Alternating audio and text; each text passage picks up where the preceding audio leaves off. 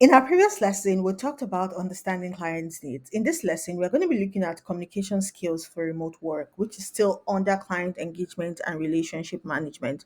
The objective of this lesson is that by the end of this lesson, you should understand best practices for professional communication in remote settings, learn how to work with clients from different cultural backgrounds, and effectively manage time zones and scheduling. Now, effective communication is the foundation of successful client relationships. And when it comes to remote work, it is very much more important. So, whether you're communicating via email, video calls, or chat platforms, it is essential to maintain professionalism and clarity in every communication. These are some etiquettes to professional email communication. Number one, clarity and brevity. Brevity, that's short and succinct. Always keep your emails clear and concise. Avoid long paragraphs and irrelevant details. Make sure your message gets to the point quickly. Instead of writing a long, winded explanation, use short bullet points, key points. For example, hi, Excellence, attached to the first draft of the design. Please review and let me know your feedback by so date. Simple.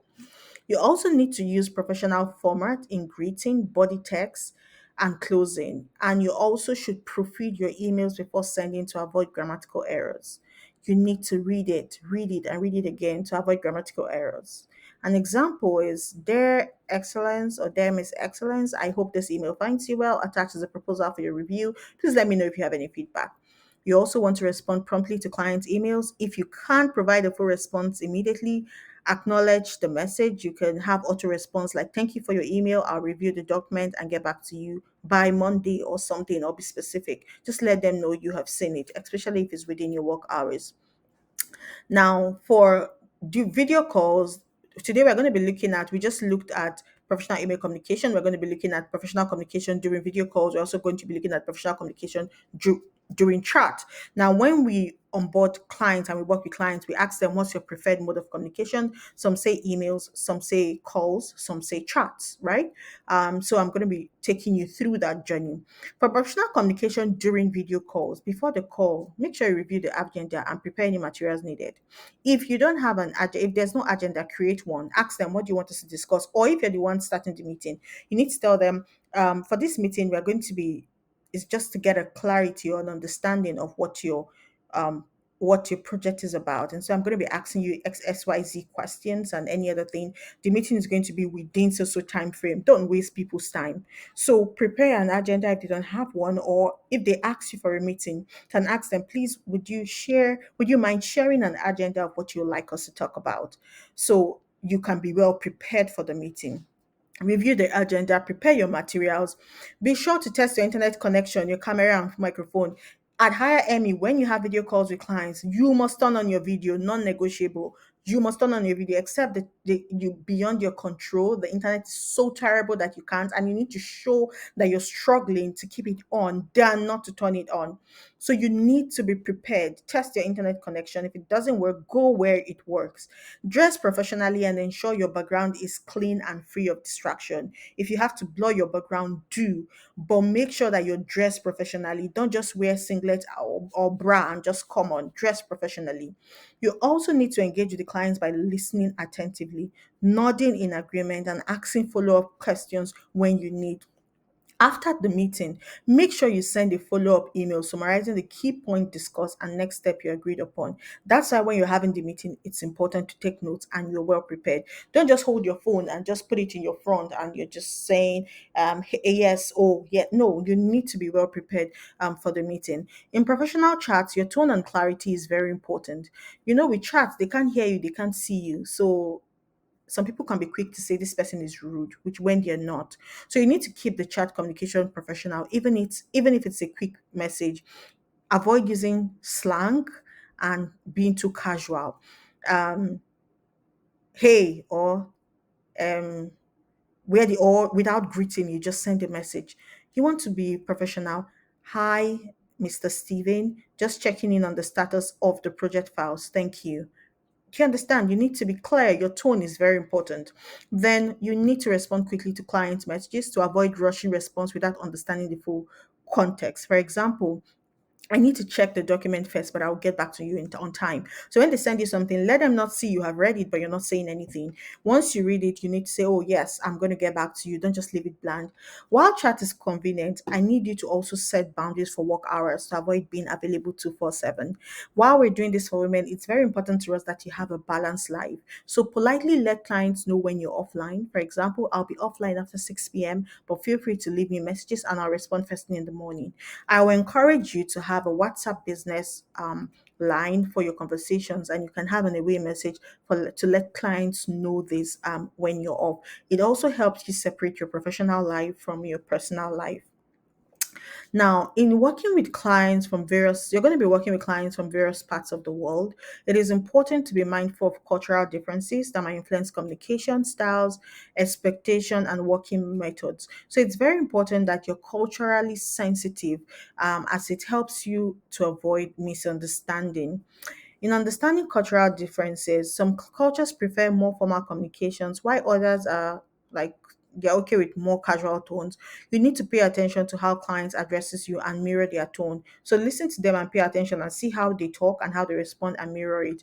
You could also ask them, what do you like to be called? I'm going to give you an example. I was interacting with someone, and in where I live, people call people by their first name, irrespective of your age.